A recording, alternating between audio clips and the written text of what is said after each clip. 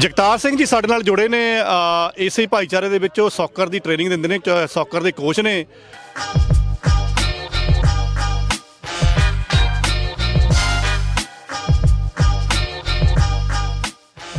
ਸੋ ਗੱਲਬਾਤ ਕਰਦੇ ਹਾਂ ਕਿ ਸੌਕਰ ਦੀ ਟ੍ਰੇਨਿੰਗ ਦੇ ਦੌਰਾਨ ਕੋਈ ਮੁਸ਼ਕਲਾਂ ਆ ਰਹੀਆਂ ਨੇ ਜਾਂ ਕਿਸ ਤਰ੍ਹਾਂ ਦੇ ਪ੍ਰਬੰਧ ਚੱਲ ਰਹੇ ਨੇ ਜਾਂ ਕਿਹੜੀਆਂ ਟੀਮਾਂ ਇਸ 6 ਤੇ 7 ਜੁਲਾਈ ਦੇ ਜਿਹੜੇ ਵੀ ਖੇਡ ਮਹਾਂਕੁੰਭ ਹੋ ਰਿਹਾ ਆ 2 ਦਿਨਾਂ ਦਾ ਉਹਦੇ ਵਿੱਚ ਖੇਡ ਰਹੀਆਂ ਨੇ। ਹਾਂਜੀ ਜਗਤਾਰ ਸਿੰਘ ਜੀ।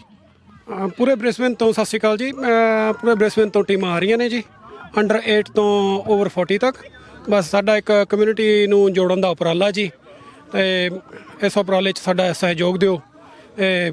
ਸਾਡਾ ਇਹੀ ਉਪਰਾਲਾ ਕਾਮਯਾਬ ਹੋਵੇ ਤੇ ਬਸ ਇਹੀ ਆਸ਼ਾ ਕਰਦੇ ਹਾਂ ਕਿ ਸਾਡਾ ਇਹ ਪਹਿਲਾ ਟੂਰਨਾਮੈਂਟ ਆ, ਤੇ ਬਸ ਸਾਡਾ ਹਮ ਕੇ ਸਾਡਾ ਸਹਿਯੋਗ ਦਿਓ ਤੇ ਪਹੁੰਚੋ ਜੀ।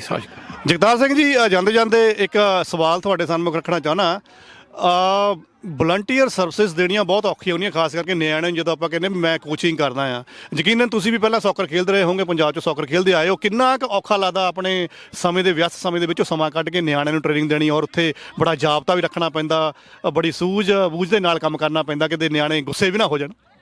ਨਹੀਂ ਜੀ, ਮੈਂ ਬਹੁਤ ਲਾਈਕ ਕਰਦਾ ਕਿ ਬੱਚਿਆਂ ਨਾਲ ਜ਼ਿਆਦਾ ਅੰਗੇਜ ਰਵਾਂ, ਕਿਉਂਕਿ 2-3 ਦਿਨ ਐਟਲੀਸਟ ਹੋ ਜਾਂਦੇ ਨੇ ਬੱਚਿਆਂ ਨੂੰ ਨਾਲ ਬੱਚੇ ਹੀ ਹੋਣਾ ਪੈਂਦਾ ਜੀ। ਤੇ ਬਸ ਇੱਕ ਸ਼ੌਂਕ ਵੀ ਆ ਕਿ ਆਪਣੀ ਕਮਿਊਨਿਟੀ ਨੂੰ ਨਾਲ ਜੁੜ ਜਾਣ ਬੱਚੇ, ਤੇ ਇੱਕ ਕੋਸ਼ਿਸ਼ ਆ ਸਾਡੀ ਬੱਚਿਆਂ ਨਾਲ ਬੱਚੇ ਹੋ ਕੇ। ਤੇ ਗੁੱਸਾ ਤਾਂ ਕਦੇ ਕੀਤਾ ਨਹੀਂ, ਕਿ ਸਾਨੂੰ ਇਹ ਲੱਗਦਾ ਕਿ ਜੋ ਸਾਡੇ 'ਚ ਅਸੀਂ ਆਪਣਾ 100% ਦੇ ਸਕੀਏ, ਕਿ ਬੱਚੇ ਜਿੰਨਾ ਸਾਡੀ ਕੋਸ਼ਿਸ਼ ਆ ਜ਼ਿਆਦਾ ਤੋਂ ਜ਼ਿਆਦਾ ਸਿਖਾਉਣ ਦੀ, ਉਨੀ ਅਸੀਂ ਆਪਣੇ ਆਪ ਪਰਫੈਕਟ ਦੇ ਸਕੀਏ ਜੀ। ਬਿਲਕੁਲ ਜੀ, ਤੁਸੀਂ ਸੌਕਰ ਦੇ ਕੋਚ ਹੋ ਤਾਂ ਤੁਸੀਂ ਫੁੱਟਬਾਲ ਦੀ ਟ੍ਰੇਨਿੰਗ ਦਿੰਦੇ ਹੋ, ਤੁਹਾਡਾ ਧਿਆਨ ਉੱਧਰ ਰਹਿੰਦਾ ਹੋਵੇਗਾ। ਇੱਕ ਜਾਤੀ ਜਿਹਾ ਸਵਾਲ ਵੀ ਪੁੱਛੇ ਹੀ ਲੈਂਦੇ ਆ ਜਾਂਦੇ ਜਾਂਦੇ, ਕਿਉਂਕਿ ਕੋਚ ਘੱਟੇ ਡਿੱਕੇ ਆਉਂਦੇ ਹੁੰਦੇ ਆ, ਤੇ ਜੇ ਆਉਂਦੇ ਹੁੰਦੇ ਆ ਤਾਂ ਫਿਰ ਕਹਿੰਦੇ ਨੱਪ ਲਈਦੇ ਹੁੰਦੇ ਆ। ਤੇ ਮੇਰਾ ਇੱਕ ਜਾਤੀ ਜਿਹਾ ਸਵਾਲ ਆ, ਮੇਲੇ ਸਾਨੂੰ ਮੌਕਾ ਮਿਲਦਾ ਦੂਰ ਦਰਾਡੇ ਪੂਰੇ ਆਸਟ੍ਰੇਲੀਆ ਦੇ ਵਿੱਚ ਕਵਰ ਕਰਨ ਦਾ, ਖਿਡਾਰੀਆਂ ਦੇ ਨਾਲ, ਕੋਚਾਂ ਦੇ ਨਾਲ। ਕਈ ਵਾਰ ਤਾਂ ਵੱਡੇ ਵੱਡੇ ਕੋਚ ਇੰਡੀਆ ਵਗੈਰਾ ਤੋਂ ਵੀ ਆਏ ਹੁੰਦੇ, ਹੋਰਾਂ ਮੁਲਕਾਂ ਤੋਂ ਵੀ ਆਏ ਹੁੰਦੇ ਨੇ। ਕਦੀ ਇਸ ਤਰ੍ਹਾਂ ਨਹੀਂ ਲੱਗਦਾ ਕਿ ਸਾਡੇ ਬੱਚਿਆਂ ਦੇ ਵਿੱਚ ਹਜੇ ਜਿਹੜੇ ਐਥਲੈਟਿਕਸ ਦੀਆਂ ਵੰਨਗੀਆਂ ਹੁੰਦੀਆਂ ਆ, ਜਿਹੜੇ ਮੁਕਾਬਲੇ ਹੁੰਦੇ ਆ, ਉਹ ਸਾਡੇ ਮੇਲਿਆਂ 'ਚ ਹਜੇ ਘਾਟ ਰੜਕਦੀ ਹੈ, ਜਦ ਕਿ ਐਥਲੈਟਿਕ ਅਗਰ ਕਿਸੇ ਬੱਚੇ ਦੀ ਅੱਛੀ ਹੋਊਗੀ, ਉਹੀ ਵਧੀਆ ਫੁੱਟਬਾਲ ਖੇਡੂਗਾ, ਹਾਕੀ ਖੇਡੂਗਾ ਜਾਂ ਵਾਲੀਬਾਲ ਵਗੈਰਾ ਬਾਕੀ ਹੋਰ ਗੇਮਾਂ ਖੇਡੂਗਾ। ਕੀ ਕਹਿਣਾ ਚਾਹੋਗੇ? ਨਹੀਂ, ਘਾਟ ਤਾਂ ਹੈਗੀ ਜੀ, ਬਟ ਸਾਡੇ ਕਲੱਬ ਦਾ ਇਹ ਉਪਰਾਲਾ ਪਹਿਲਾਂ ਸਾਡੇ ਵੀ ਇਹਨਾਂ ਦਾ ਸਟਰੈਂਥ ਬਿਲਡ ਕੀਤੀ ਜਾਵੇ ਜੀ।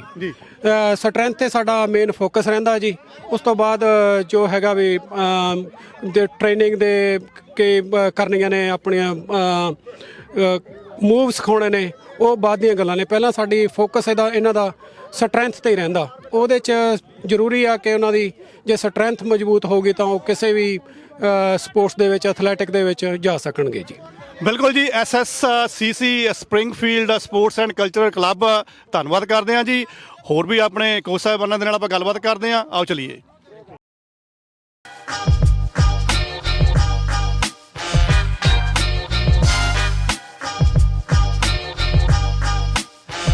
ਸਾਡੇ ਨਾਲ ਲਲਿਤ ਜੀ ਜੁੜੇ ਨੇ, ਲਲਿਤ ਕੁਮਾਰ ਜੀ, ਜਿਹੜੇ ਕਿ ਇਸ ਕਮੇਟੀ ਦੇ ਮੈਂਬਰ ਨੇ।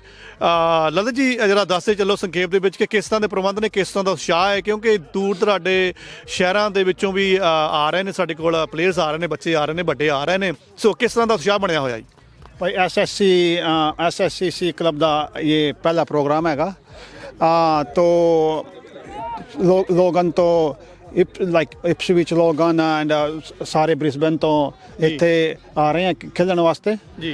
तो बहुत एक्साइटेड हैं, सारे बच्चे भी एक्साइटेड हैं, तो हमारी सारी टीम भी एक्साइटेड है।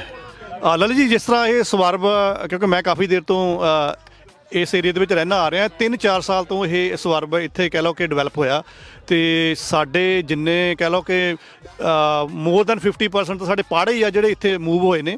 ਕਿਸੇ ਟਾਈਮ ਉਹ ਰੈਂਟਿੰਗ ਤੇ ਰਹਿੰਦੇ ਸੀ, ਅੱਜ ਆਪਣੇ ਘਰ ਪਰਿਵਾਰ ਲੈ ਕੇ ਇੱਥੇ ਬੈਠੇ ਨੇ।